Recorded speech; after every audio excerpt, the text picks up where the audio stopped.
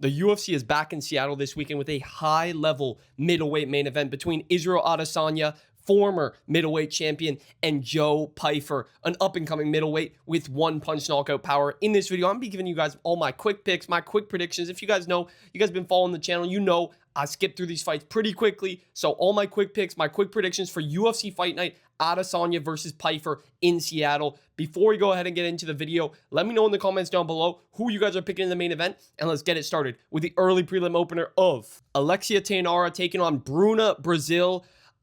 This should be an Alexia Tainara win. I'm not gonna not much to talk about here. She's a bit of a bulldog in the strawweight division. You know, she runs through most women that she's fought. Pause. I don't know if I have to pause after that one, but Alexia Tainara, really good grappler. Her striking's come a long way as well. We've seen her, you know, she sub Molly McCann. She just beat, what's her name? Loma Lukeboom in a good performance as well. Got 5 or 6 takedowns in that fight. So I think she should beat Bruna Brazil, who is the worst fighting nerd. Let's just be honest. They don't even rep her as a fighting nerd. They don't even promote her because she's not very good. She's not. She just lost to that Brazilian girl, Souza, I believe Souza or something, where she got just literally clinched against the fence for 15 minutes of the fight and just punched with some little baby punches. And Souza's smaller than Alexia Tainara, less powerful, less strong. I think Alexia Tainara should win this fight all day. So give me Alexia Tainara to win this fight by submission. I think she's going to finish Bruna Brazil. I think she's going to get her down in the first round. They're going to grapple a little bit. Alexia's going to get the back, not get the choke, but then the second round, I think she's just going to go to the same thing, the bread and butter, and get that submission. So give me Alexia Tainara as the quick pick by submission. I think she should win this one with ease. We move on. Ricky Simón versus Adrian Yanez. This was recently added to the card. Of course, they have to have Ricky Simón on this card. He's a Seattle guy. He's, you know, the hometown guy. They had him in Seattle a year ago. He starts out Javid Bastrat. I predicted that one. If you guys were following the channel back then, you guys know. That was a crafty pick by me. Ricky Simón, big underdog, got the knockout win there. And then he got a couple more wins back-to-back by decision. And then he just lost to Raoni Barcelos in a scrap in the Apex. Very close fight, but he couldn't get the takedowns. Raoni is scrappy, man. He's scrappy. He's a vet of the game. So not a bad loss for Ricky Simón, but he's fighting Adrian Yanez. Heavy-handed boxer. If you know Adrian Yanez, the come-up was so generational, but then he got fluked by Rob Font, put out cold. Then got leg kick TKO'd. Then got an easy layup. And then he just lost his last fight to Peruvian guy by split decision. A lot of people thought that was a robbery. I kind of thought that was a robbery, but close fight there. We haven't seen him in a while, but this is a good fight. This is a good fight that I'm surprised hasn't happened before. You know, Ricky Simón used to be ranked. Adrian Yanez used to be ranked. This is a good fight. Very good fight. I think it's going to be very close because if Adrian Yanez can look like his old self, he can outbox Ricky Simón easily. I think he's the better striker by far, but Ricky Simón's pressure, his takedowns are going to be there, you know, and Ricky Simón is able to get in on those double legs. When he does, he's taking you down. He's taking you for a ride. He's bringing you down. Pause.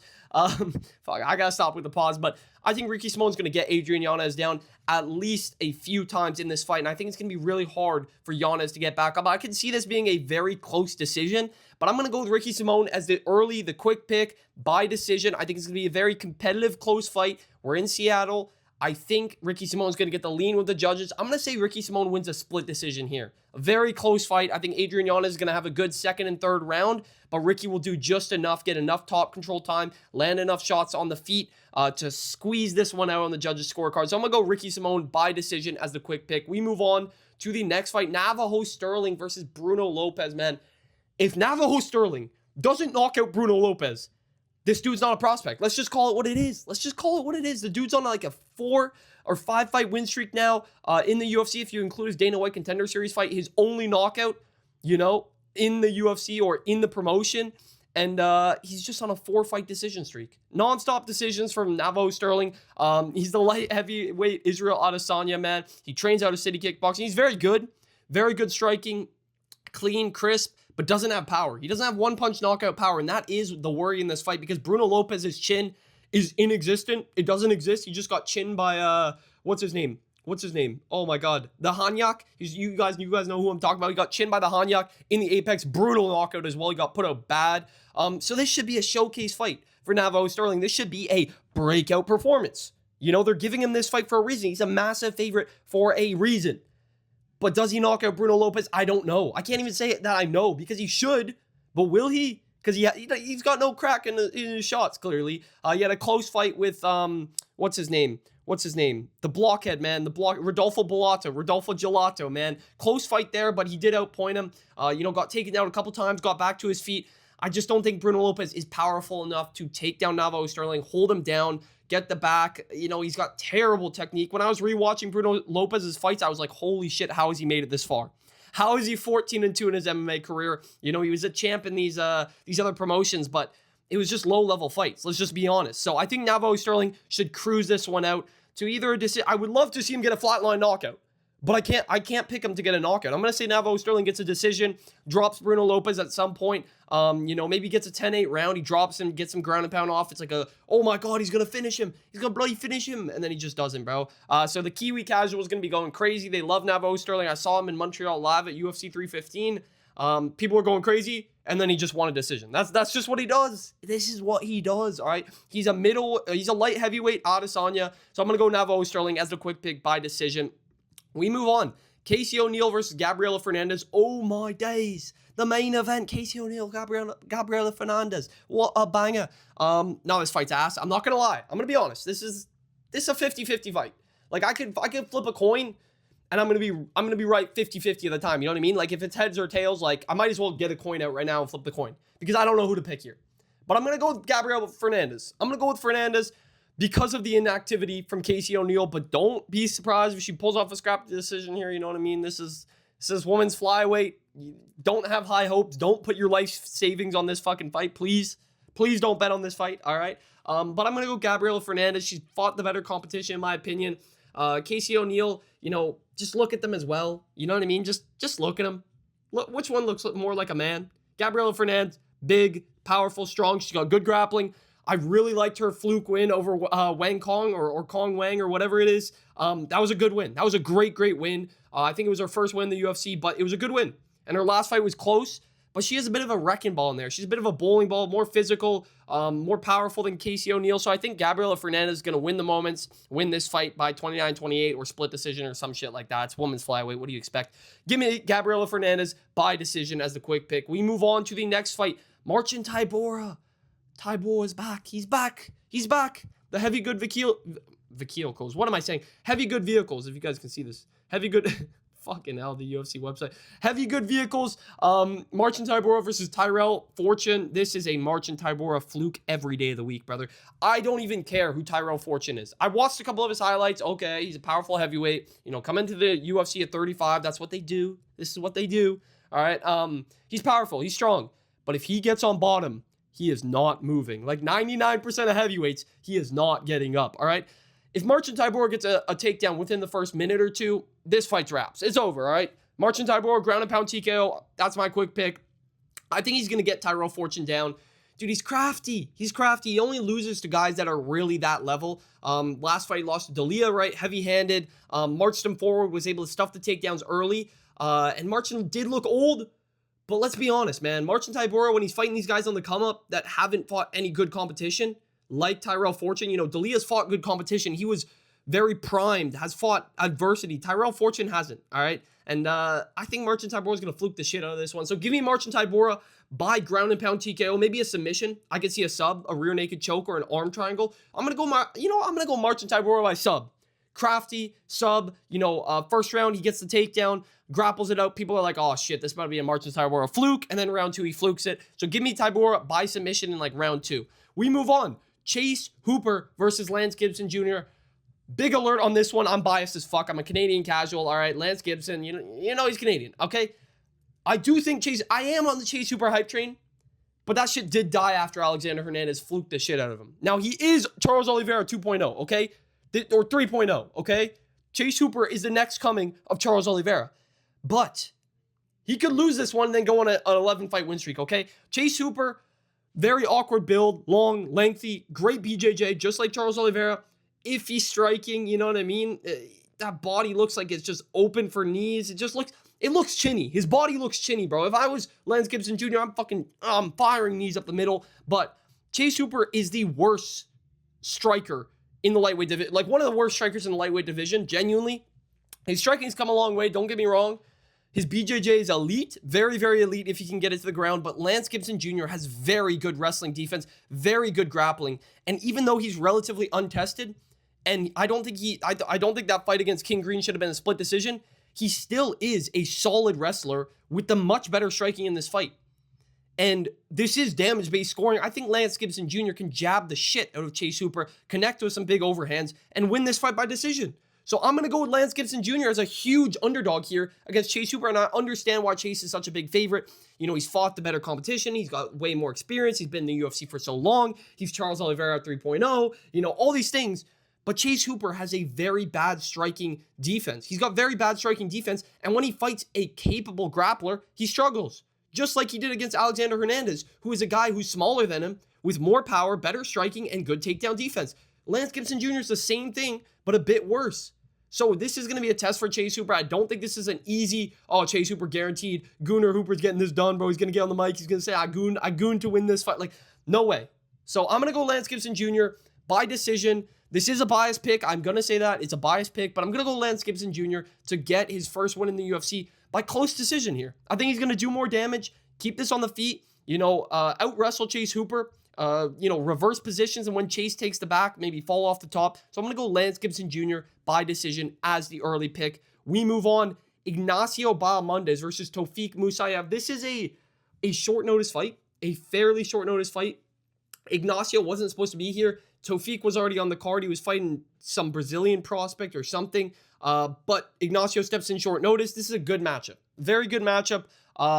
It's not as cut and, easy and cut and dry as most people would say. Like, I'm going to pick Ignacio Bahamondes to win this fight, for sure, because I think his striking is levels above. I could see a submission here as well, but Ignacio Bahamondes doesn't get takedowns. He doesn't. He never gets takedowns. He never gets control over these guys, and that's what he struggled with against Fiziev in Azerbaijan. You know what I mean? So Tofik Musayev, if this stays on the feet, this is going to be a lot closer than people expect it to be, but I'm going to trust Ignacio Bahamondes to get this one done. I think he's going to get this done by decision. Tofik Musayev's very hard to finish unless you're a heavy grappler like Miktaybek Orolbai, and that was at 170. This is at 155, right? So that's a big difference. Actually, I think, was that fight at 155? I don't know. I know Orolbai's bouncing between 170 and 155, but I believe that was at 170 because Tofik Musayev came in on short notice. So this is at 155, his regular weight. He's going to have a big reach disadvantage. I think Bahamondes can just kick him at range, jab him, outpoint him, and I think that Manuel Torres win has aged like wine. That's a beautiful win from Ignacio Bahamondes. It's aged very, very well. So I think he should win this fight. But it will be relatively close unless he gets takedowns. I don't think he's going to get takedowns on Musayev. If Musayev goes for takedowns, he has to worry about front chokes, anacondas, darces, a guillotine. Ignacio can snatch them up, and that's how he gets his submission wins. So if Tofik does shoot takedowns, he will probably get subbed, but I think this is going to be a close competitive fight on the feet. I'm going to go Ignacio by decision, though. We move on to the main card. Terrence McKinney versus Kyle Nelson. Man, I think this is the best fight on the card. Bar the main event. Okay, main event's like pretty good. This is probably going to be the most fun fight on the card. And another fight where I'm going to be honest, I'm biased here. I'm going with Kyle Nelson. I'm going with Kyle Nelson to fluke Terrence McKinney. Well, not even fluke. He doesn't even need to fluke him, all right? He just needs to crack him on the chin with one big right hand. But Terrence McKinney is a round one or bust guy, all right? He's either killing you in round one, subbing you, or TKOing you, or he's getting brutally finished in round one. This fight is super violent and very volatile. Like, this is another coin flip. Every Terrence McKinney fight is a coin flip, but I picked Duncan to beat him. I think I picked Ribovich to beat him as well, but I think Kyle Nelson can win this fight. Terrence McKinney's path to victory is get the takedown, get the submission immediately. And I think that's his best chance of victory because Kyle Nelson does have some grappling deficiency when he's got somebody on top. Somebody like Steve Garcia can just pound away, right? He can't move. And he is moving up to 155. But he's got the lighter man skill, okay? He's got the lighter man skill. And Terrence McKinney's chin is made of absolute cardboard. One big right hand and he's out cold, okay? So I'm going to go with Kyle Nelson. By round one knockout, I think Terrence McKinney's going to be shooting, diving for legs immediately, and he could pull off the submission for sure. But I'm going to trust Kyle Nelson to get back up, stay on the fence, because I think Terrence McKinney's going to shoot a takedown on the fence, get back up, and I think Kyle Nelson is going to bomb him with an overhand right and put him out cold. So I'm going to go with Kyle Nelson to TKO or flatline knockout Terrence McKinney. First round, this should be a first round obliteration from either guy. But I'm going to go with Kyle Nelson, man. I think he's got more power. I think he's going to be able to stuff that takedown or at least get back up. And he's got the lighter man skill. I think he's faster on the feet. I think he's more dynamic on the feet. Terrence McKinney's grappling is very good. But if he doesn't get that sub immediately, he looks a little lost on the feet almost every single time. And then he just gets bombed with something. Chris caught him with that elbow, subbed him. Esteban caught him with the head kick. I know that was nasty. Kyle's probably not going to head kick him, but I think he's going to bomb him with the overhand right. He should have knocked out Matt Frevola. I was there live. That was a round one knockout. But fucking, what's his name? Dan Mergliata was like, nah. Let's keep this going. Let's keep this going. So I think Kyle Nelson's got the finishing ability here to chin Terrence McKinney. I think the fights that Terrence wins are guys that just aren't going to bomb him out with one punch, and are very susceptible to just getting their back taken and getting subbed. I don't see that from Kyle Nelson. I think he's going to be able to get back up. When they're on the feet, he's going to be the much better striker. So give me Kyle Nelson by round one, brutal knockout in this one. We move on to the next fight. Mansour Abdul Malik versus Yuri Belgari. Bro, you look at the records, you're probably thinking, okay, this is a Mansour win. Yuri Belgari, when I tell you this guy is nasty, this dude is nasty. 6'6" at middleweight. Insane reach. Insane kicking distance. His kickboxing is insane. All right? Yuri completely shocked me in Vancouver when I was there live. When I was watching him versus Azmat, I thought Azmat was going to bomb him. I really did. But Yuri just picked him apart and TKO'd him in the second. It was a great performance, great debut by Yuri Belgari against a guy that was undefeated in the UFC on a huge win streak, all by finish as well. That was a huge win for Yuri Belgari. And I just got to be honest, Mansour's fought terrible competition. He's been fighting bums. What? Didn't he fight Cody Brundage? He fought the thumb-looking guy, the Serbian guy. He fought, he just fought Antonio Tricoli. This guy's been fighting absolute cans. This is his first step up. And he's facing Yuri Belgari, a guy who trains closely with Alex Pereira, used to kickbox with Alex Pereira, and I'm pretty sure he beat him. I'm pretty sure he beat him in some kickboxing matches. This guy's a very, very high-level kickboxer from the Netherlands, and I believe he's going to win this fight by TKO. I think he's going to finish Mansour Abdul Malik. Malik is relatively untested. His grappling is pretty solid. If he can get the grappling going, that's really his best path to victory, and I expect him to come in, clinch up, try to take him down, because at range, this isn't even close. Yuri's going to pick him apart with the jab, with the right hand. His striking is so high level. When I was there, and I was basically front row, I just snuck my way down front row in the prelims, and I'm watching Yuri just just picking apart Azmat Bakoyev with the straight left and the straight right. It was nasty. And I don't see a path where Mansour Abdul Malik gets inside and bombs Yuri Belgari, because he doesn't have one-shot knockout power. He doesn't. It's either a TKO or a standing guillotine against Antonio Tricoli. You know what I mean? Like, he's not going to pull that off against Yuri Belgari. So I'm going to go with Belgari. I think he's going to win this fight, and I think he's going to TKO Mansour Abdul Malik. This is a huge step up in competition for Abdul Malik, and I think a lot of people are going to pick him this week. I understand, but Yuri's very, very good, and I think he's being very overlooked in this fight. So give me Yuri Belgari, slight underdog pick. I think he's going to get it done by TKO, and give Mansour Abdul Malik his first loss in his career. We move on. Julian Erosa versus Larian Douglas. Man, I know people are going to be picking Juicy J, I know people are going to be picking Juicy J this week, man, but I got to go Larian Douglas. I'm going to pick Larian Douglas to absolutely cold Julian Erosa. This should be a brutal flatline knockout from Larian Douglas. I think Larian Douglas is very good.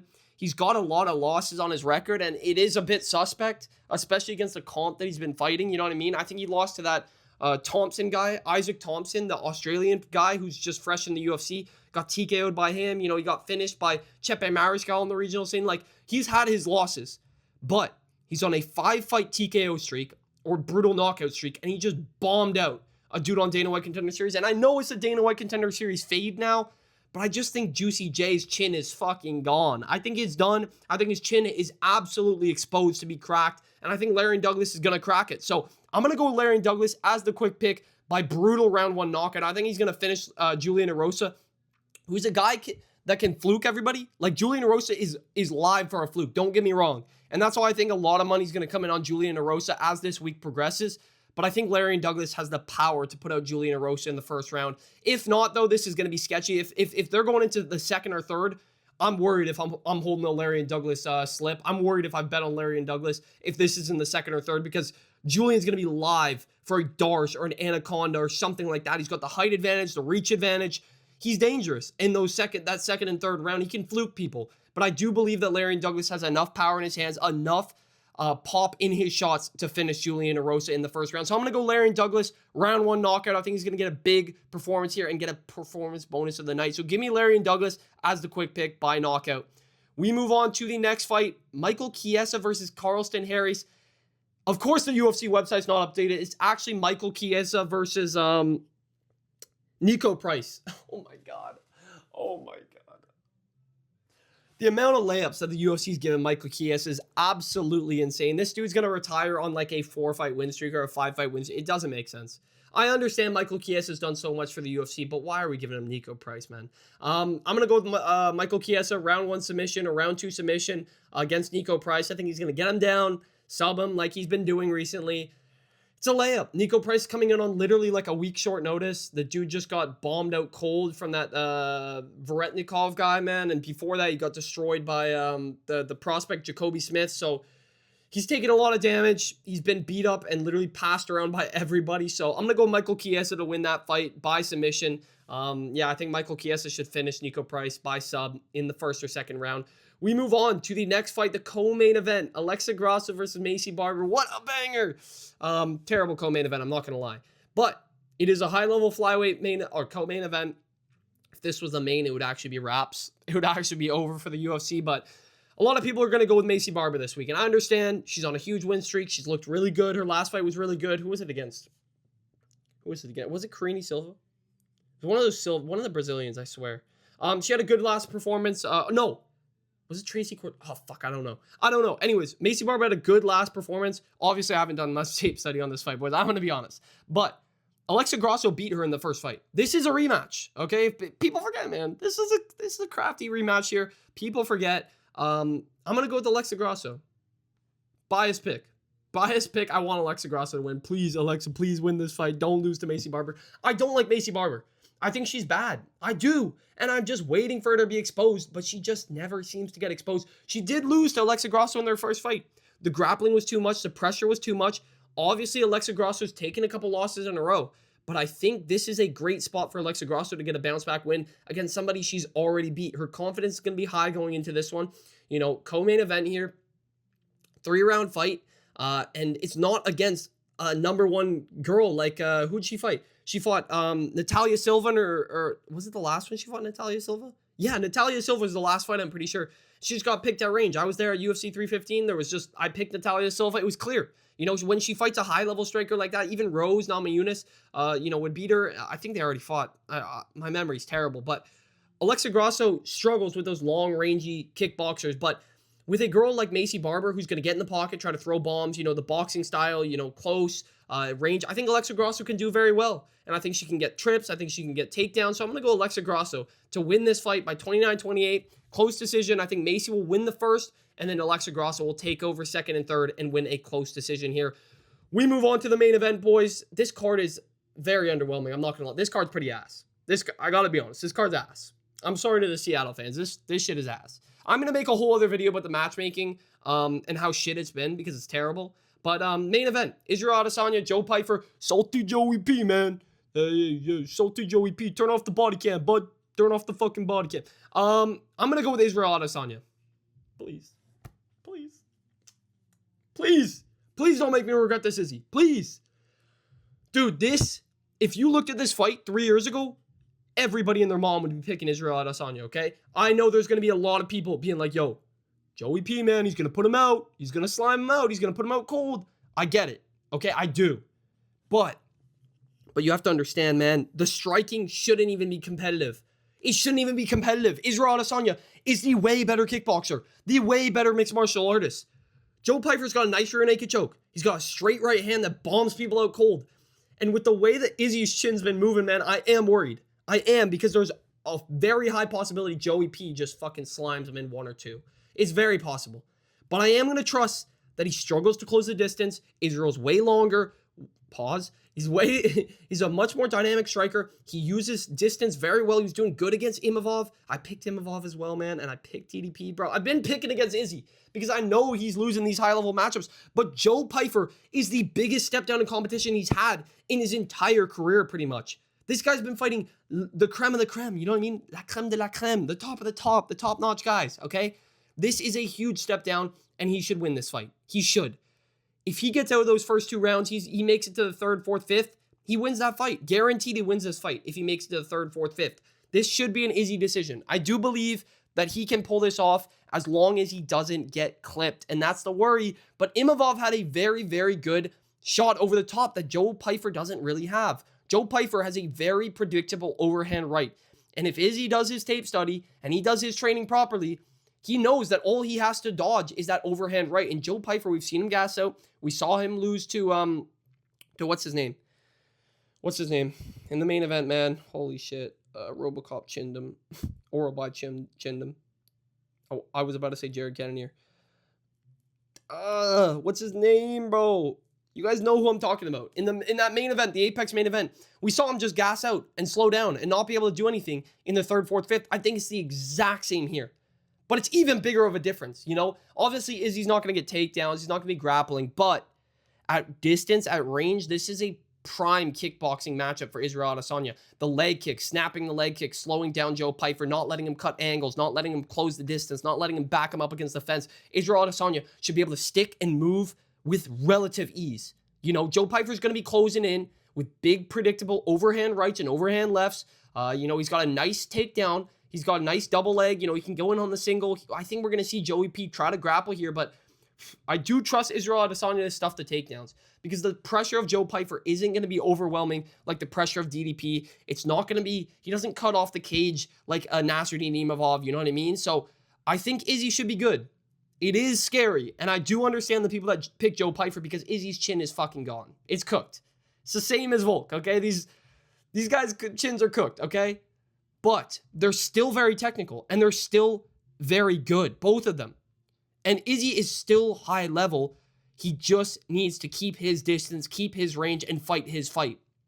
This might be a boring Israel Adesanya versus Romero fight. You know what I mean? Like, this might be Joe Pyfer just march him down, salty Joey P, trying to find that overhand right. Israel sticking, moving. Like, I think this main event's going to be boring. I'm going to be completely honest. People that are going to this Seattle card, oh my God, dude, Izzy in the main event, bro. This is going to be crazy. Joe Pyfer could knock him out, but Izzy might knock him out in the 3rd, 4th, 5th. I think this is going to be a decision win for Israel Adesanya. I'm going to go with Izzy to win this fight, bounce back fight against Joe Pyfer. I think he should win this fight. This is a great matchup for him. Obviously, the power is on Joe Pyfer's side. He could chin him. Don't get me started, man. If we see Izzy get chinned by Joe Pyfer, it's fucking over, bro. It's actually over. But I'm going to go with Israel Adesanya to win this fight. 49-46. Early round Joe Pyfer. I think Izzy could even take over 2nd, 3rd, 4th, 5th. Maybe a 48-47. I think it'll be close, but I think Izzy's going to do more. He's going to outpoint him. The leg kicks are going to be chopping. The body kicks, you know, teeps up the middle. If he wants to go for him, the head kicks, I think he should be landing head kicks. He's got the height advantage, the reach advantage. This should be a point fight win for Israel Adesanya. You know, a clean kickboxing match for Israel Adesanya. Joe Pyfer, I think he's going to shoot some takedowns once he realizes that he's getting outpointed, but I think Izzy should be able to stuff them, circle away, keep the distance, and just use the distance and manage the distance well, and just point fight this fight to a win, man. So give me Israel Adesanya by decision, 48-47, maybe 49-46. Israel Adesanya gets this one done, in my opinion.